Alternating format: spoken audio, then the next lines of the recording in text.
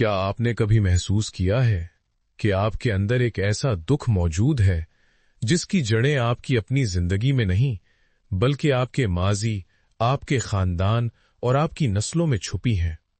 وہ غصہ، وہ خوف یا وہ بے چینی جو آپ کو اپنے والدین سے ملی اور انہیں ان کے بڑوں سے۔ کبھی سوچا کہ اس درد کے تسلسل کو کیسے توڑا جائے؟ کیا یہ زخم ہمیشہ ایسے ہی رستے رہیں گے؟ تو رک جائے اور غور کریں۔ اللہ تعالیٰ آپ سے خاموشی سے بات کر رہا ہے۔ السلام علیکم ورحمۃ اللہ وبرکاتہ۔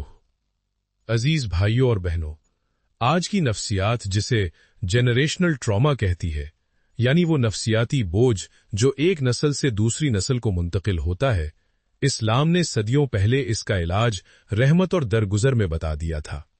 ہم اکثر اپنے بڑوں کے تلخ رویوں، سخت مزاجی یا ماضی کی غلطیوں کا بوجھ اپنے دلوں پر لادے پھرتے ہیں۔ یہ بوجھ ہمیں آگے بڑھنے نہیں دیتا، یہ ہمارے رشتوں میں زہر گھول دیتا ہے اور ہمیں اللہ تعالیٰ کی رحمت سے دور کر دیتا ہے۔ لیکن یاد رکھیے، آپ اس زنجیر کو توڑنے کے لیے چنے گئے ہیں۔ اللہ تعالیٰ نے آپ کو یہ شعور دیا ہے کہ آپ اپنی نسلوں کے لیے شفا کا ذریعہ بنیں۔ نبی پاک صلی اللہ علیہ وسلم کی زندگی رحمت کی وہ آئینہ دار ہے جو صدیوں کے زخموں کو بھر دیتی ہے۔ آئیے اس نبوی روشنی میں شفا کے ان 4 اصولوں کو سمجھتے ہیں۔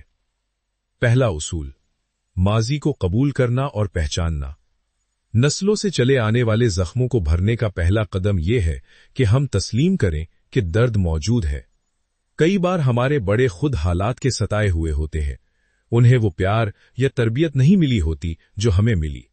جب ہم انہیں ایک انسان کی حیثیت سے دیکھتے ہیں تو ہمارے دل سے نفرت کم ہونے لگتی ہے۔ اللہ تعالیٰ فرماتا ہے کہ نیکی اور بدی برابر نہیں ہو سکتے۔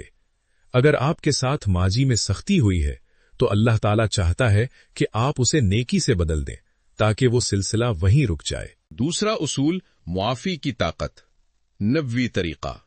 فتح مکہ کا وہ منظر یاد کریں جب نبی پاک صلی اللہ تعالی علیہ وسلم کے سامنے وہ لوگ کھڑے تھے جنہوں نے آپ صلی اللہ تعالی علیہ وسلم اور آپ کے خاندان کو سالوں تک تکالیف دیں، اپنوں کا خون بہایا اور جلا وطن کیا، لیکن رحمت عالم صلی اللہ تعالی علیہ وسلم نے کیا فرمایا؟ آج تم پر کوئی گرفت نہیں، جاؤ تم سب آزاد ہو۔ یہ معافی صرف دوسروں کے لیے نہیں تھی، یہ اپنی روح کو اس بوجھ سے آزاد کرنے کے لیے تھی۔ جب آپ اپنے بڑوں کو ان کی غلطیوں پر معاف کرتے ہیں تو دراصل آپ اپنے مستقبل کو ان کے ماضی سے آزاد کر لیتے ہیں۔ تیسرا اصول، خود پر رحم اور اصلاح۔ نسلوں کے زخموں کو بھرنے کے لیے ضروری ہے کہ آپ اپنے نفس پر رحم کریں۔ اگر آپ کے خاندان میں غصہ یا سختی ایک روایت بن چکی ہے تو اسے اپنے اوپر ختم کریں۔ نبی پاک صلی اللہ تعالی علیہ وسلم نے فرمایا کہ تم میں سے بہترین وہ ہے جو اپنے گھر والوں کے لیے بہترین ہے۔ اپنی نسلوں کو وہ پیار اور نرمی دیں جو شاید آپ کو نہ ملی ہو۔